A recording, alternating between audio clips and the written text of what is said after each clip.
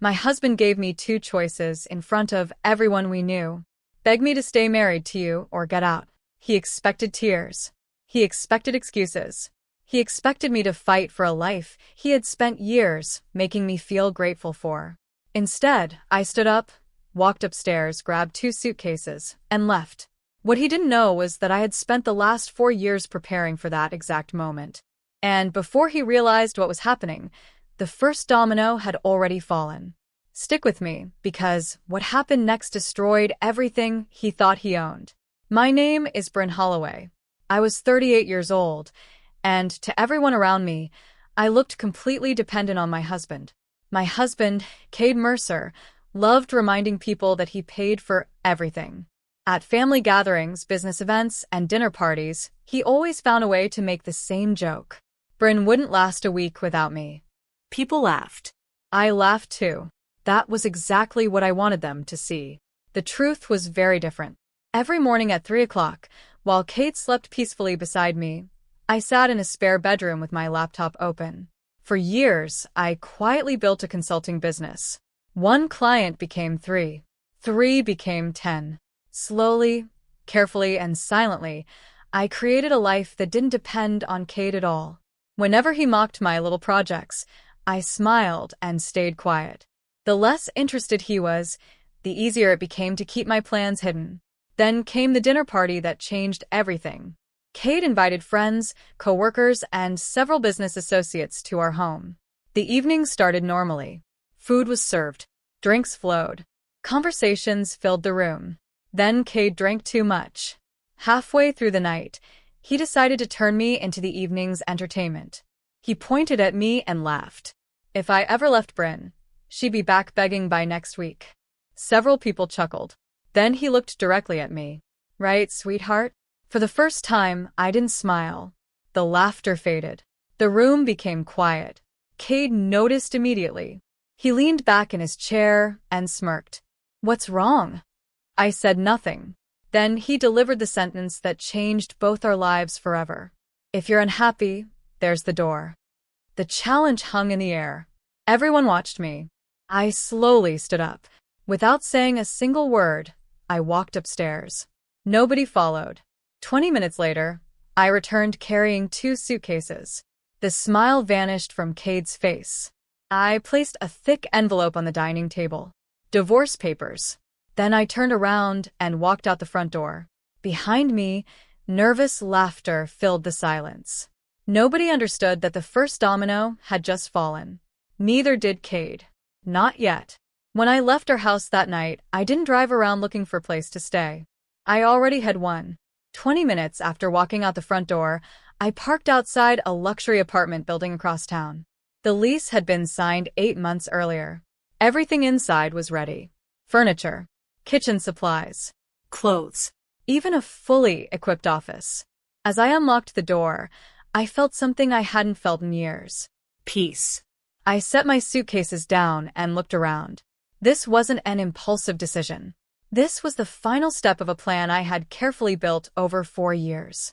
Every dollar I saved, every business contract I signed, every late night I spent working while Cade slept. It had all led to this moment. The next morning, my phone exploded with messages. Friends wanted to know what had happened. Some thought I had overreacted. Others assumed I would return home within days. One message came from Cade. 3 simple words. Stop being dramatic. I didn't reply. Over the next week, more messages arrived. Some were angry. Some were demanding. None included an apology. Then my attorney informed me that Cade refused to sign the divorce papers. According to him, I was bluffing. He told everyone the same thing. Bryn will come crawling back. Apparently, he laughed about it during lunches and business meetings. He was completely convinced I couldn't survive without him. That belief made him comfortable. Comfortable people stopped paying attention. Meanwhile, I focused on my new life. Every morning I worked from my apartment office. I transferred bank accounts, updated addresses, moved business records, changed passwords, one task at a time. No drama, no panic, just progress. A few weeks later, something interesting started happening. Several of Cade's clients began asking questions. Nothing major. Nothing that sounded like a crisis. They simply wanted reassurance. They asked about project timelines, communication issues, future commitments. Small concerns that normally wouldn't matter. But when enough small concerns appear together, people start paying attention. Cade noticed the change. One evening he called me unexpectedly. His voice sounded irritated. "Have you been talking about me?" I almost laughed. No. He didn't believe me. But the truth was simple. I wasn't doing anything. People were simply noticing things they had ignored before. The cracks had always been there. Now, they were becoming visible. Cade brushed it off as bad luck. He blamed difficult clients. He blamed market conditions. He blamed everyone except himself. As usual, he believed he was completely in control.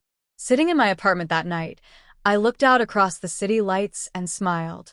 The divorce papers remained unsigned. Cade still thought I would return. But I knew something he didn't. The first domino had already fallen. And somewhere, quietly and almost invisibly, the second domino was beginning to tip forward. After moving into my new apartment, I finally had time to think about everything that had brought me there. Most people believed I had walked away from my marriage with nothing. Even Cade believed that. The truth was completely different. Years earlier, I had realized something important. No one was going to save me. If I wanted freedom, I had to build it myself. So I started small. Every morning at 3 o'clock, before the sun came up, I sat in front of my laptop and worked. At first, I only had one client. The income was small. The hours were long. There were mornings when I was exhausted before the day even started. But I kept going. While Cade slept, I worked. While he watched television, I studied. While he relaxed on weekends, I built systems, met clients, and learned new skills. I sacrificed holidays. I sacrificed vacations. I sacrificed countless hours of sleep. Slowly, my business began to grow. One client became 5. 5 became 15. Then came referrals. Then larger contracts. Then opportunities one never imagined possible. The funny thing was that Cade never noticed. Not because I hid everything perfectly, because he never bothered to ask. Whenever I sat with my laptop, he assumed I was working on a hobby. Whenever I took a virtual meeting, he barely looked up. When business emails arrived, he ignored them. His attention was always focused on himself. I remembered one business trip he took to Chicago. He spent the week posting photos from expensive restaurants and luxury hotels. While he was gone, I signed one of the biggest contracts my company had ever received. The agreement would eventually bring in more money than many people earned in an entire year. When he returned home, he talked about himself for 2 straight hours. He never once asked what I had been doing. And that became the pattern. Month after month, year after year. As my company grew, so did my financial independence. Eventually, my business was earning well into 6 figures every year. I built savings, investments, Security. a future. Everything Cade claimed I could never have without him. The irony was almost unbelievable.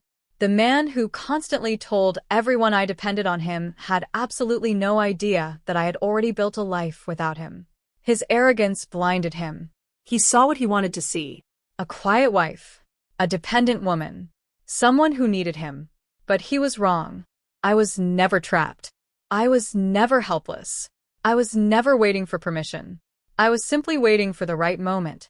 And when that moment finally arrived, I walked away without looking back. A few months after I left, small changes started appearing in Cade's business. At first, they seemed unimportant. A potential client chose another company. A meeting was postponed. A recommendation never arrived. None of it looked serious on its own. But together, the problems slowly began creating pressure. Cade refused to see it. Whenever something went wrong, he always found someone else to blame. One afternoon, I heard through mutual friends that he had spent nearly an hour yelling at one of his managers. According to Cade, the employee was responsible for losing an opportunity. A week later, another deal failed to move forward. This time, he blamed competitors. "They're spreading lies," he told anyone who would listen. Then another problem appeared. And another. And another. Soon, long-term business partners started asking more questions. They wanted updates, clarifications, reassurance. Nothing dramatic, just enough uncertainty to make people cautious. The confidence Cade once inspired was beginning to weaken. Meanwhile, I focused on my own life. Every day I woke up excited about work. That feeling was new. For years I had spent so much energy surviving my marriage that I forgot what confidence felt like. Now I was rediscovering it. My company continued growing. New clients signed contracts. Existing clients referred others. Projects expanded. The business I had quietly built in the shadows was finally receiving my full attention. For the first time in years, I wasn't hiding. One evening, I attended a networking event downtown. As I spoke with business owners and consultants, I realized how much I had changed. Months earlier, I would have doubted every word that came out of my mouth. Now I spoke with confidence. I trusted my experience. I trusted my skills. Most importantly, I trusted myself. At the same time, Cade seemed to be becoming more frustrated. Friends mentioned his growing temper. Employees were leaving more frequently. Meetings became tense. His patience grew shorter every week. Yet he still couldn't understand why things were changing. He blamed bad luck. He blamed the economy. He blamed disloyal employees. The one person he never suspected was me. The truth was that I wasn't attacking his business. I wasn't making phone calls. I wasn't spreading rumors. I wasn't interfering at all. Cade's problems were coming from something much simpler. People were starting to see the same arrogance I had lived with for years. Without realizing it, he was creating many of his own problems. His pride wouldn't allow him to look inward. So, he kept making the same mistakes again and again. One domino had already fallen. Now another was tipping forward. Slowly, quietly. And just like before, Cade didn't see it coming until it was already too late. One evening, after finishing work, I sat alone on my apartment balcony and thought about my marriage. People often asked if Cade had been abusive. The answer was complicated. He never hit me. He never threw things across rooms. He never spent every day screaming at me. From the outside, our marriage looked normal. Sometimes it even looked happy. That was why so few people understood why I left. The damage wasn't loud. It happened slowly, year after year. One small comment at a time. Every joke came wrapped in a smile. Every insult sounded harmless. Every public comment carried the same message. Bryn needs me. Bryn can't survive on her own. Bryn would be lost without me. At first, I laughed them off. Then I started believing some of them. That was the dangerous part. When someone repeats the same message often enough, it begins to sound like truth. I remember standing beside Cade at a company event years earlier. Someone asked what I did for work. Before I could answer, Cade laughed. Bryn experiments with little projects while I pay the bills. Everyone laughed, including me. But that night, I cried in the bathroom after we got home. Not because of the joke itself. Because I realized nobody expected me to have an answer. Not even my husband. Moments like that happened again and again. Small enough to ignore. Painful enough to remember. Over time, my confidence became smaller. My world became smaller. My dreams became smaller. And Cade never noticed. Or maybe he did notice and simply enjoyed the control. Either way, the result was the same. That was why leaving took years. People imagine strength as something sudden. For me, it was built slowly. Every client I gained rebuilt a little confidence. Every contract reminded me of my value. Every dollar I earned gave me more freedom. I wasn't preparing to leave because I was weak. I was preparing because I wanted to leave safely. The hardest truth took me years to admit. By the time I finally walked out, I had already stopped loving Cade. Not weeks before. Not months before. Years before. Love didn't disappear in a single moment. It faded after every humiliation. Every dismissal. Every reminder that he believed I was less than him. What remained wasn't love.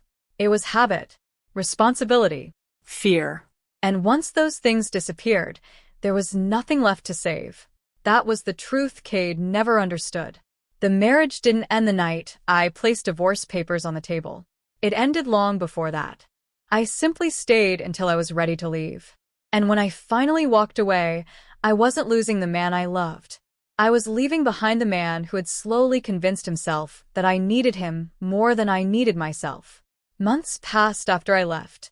Life no longer felt heavy. For the first time in years, I woke up without tension in my chest. My work was growing faster than I expected.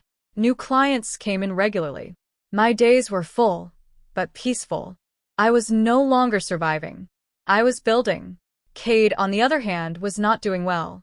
At first, I only heard small updates through mutual contacts. Missed meetings, delayed projects, frustrated employees. Then those small updates became more serious. His company was losing stability. Not all at once, but slowly in pieces.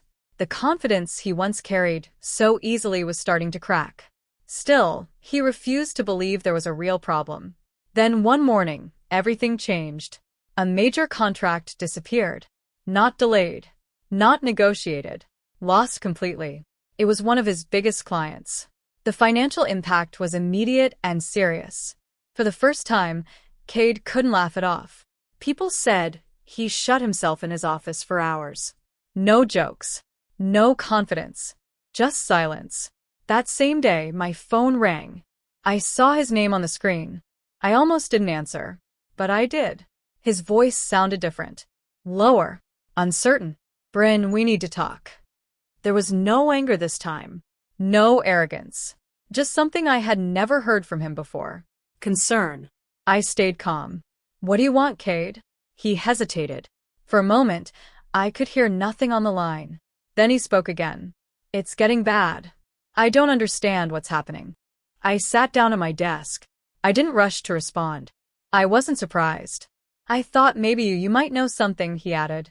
That was the moment I realized he was afraid. Not of losing money, but of losing control. Still, my voice stayed steady. I don't know anything about your business, Cade. He paused again, like he expected me to say more. To comfort him. To step back into the role he had always assigned me. But I didn't. There was nothing left to return to. After a long silence, he asked quietly, "Are you happy now?" The question surprised me, not because it was deep, but because it came too late. Yes, I said simply. One word. No emotion. No explanation. Just truth. He didn't respond right away. When he finally spoke, his voice was different. Almost shaken. "I never knew you," he said. And then the call ended. I sat there for a long time afterward, staring at the silent phone. For the first time, Cade wasn't laughing. He wasn't confident. He wasn't in control. And somewhere deep down, he finally understood something he should have seen years ago. The woman he underestimated had already moved on. And the life he thought he controlled was slipping away faster than he could fix it. After that phone call, Cade could not sleep. For the first time, his mind refused to stay calm. He kept replaying my voice. No anger. No emotion. Just distance. That silence bothered him more than anything else. Days later, he made a decision he would never have considered before. He hired investigators. At first, he told himself it was just to understand what had changed. But deep down, he wanted answers about me. About Bryn. About the woman he thought he knew. The investigators started quietly. Checking records. Following financial traces. Looking into business filings. What they found did not make sense to Cade at first. He sat in his office reading the first report, expecting something small. Instead, he froze. My name appeared again and again. Properties in my name. Not just one. Several. Purchased over the years in different cities. All legally owned. All carefully managed. Then came the financial records. Investment accounts. Business holdings. Private contracts. Cade read line after line, his expression slowly changing. Confusion first. Then disbelief. Then something much worse. Shock. Because none of it was new. All of it had existed while we were married. While he was joking. While he was mocking my little projects. While he was convinced I depended on him for everything. There were professional connections too. Real clients. Real companies. Real contracts that carried real value. My consulting business was not small. It was structured, stable, growing, and completely hidden from his attention. The investigators also noted something simple, but important. There was no evidence that I had ever been financially dependent on him, not even in the early years. Cade pushed the report away and leaned back in his chair. For a long time, he said nothing. His mind kept trying to reject it, but the facts didn't change. Slowly, the truth became unavoidable. Bryn had never been trapped. She had been building, Carefully. quietly, for years. And he had been standing right next to me the entire time, completely unaware. The realization hit him harder than any business loss. Because money could be recovered, contracts could be rebuilt. But his understanding of me had been completely wrong from the beginning. The confidence he once carried so easily began to weaken. Not because he lost control of his company, but because he finally understood the truth. The person he underestimated every day had been far more capable than he ever imagined. And by the time he saw it clearly, it was already too late to undo it. After the investigators' report, everything in Cade's life started to feel unstable. At first, he tried to act normal. He still went to meetings. He still answered calls. He still spoke with confidence. But inside, something had already shifted. Pressure began building from every side. Clients wanted reassurance he could no longer give easily.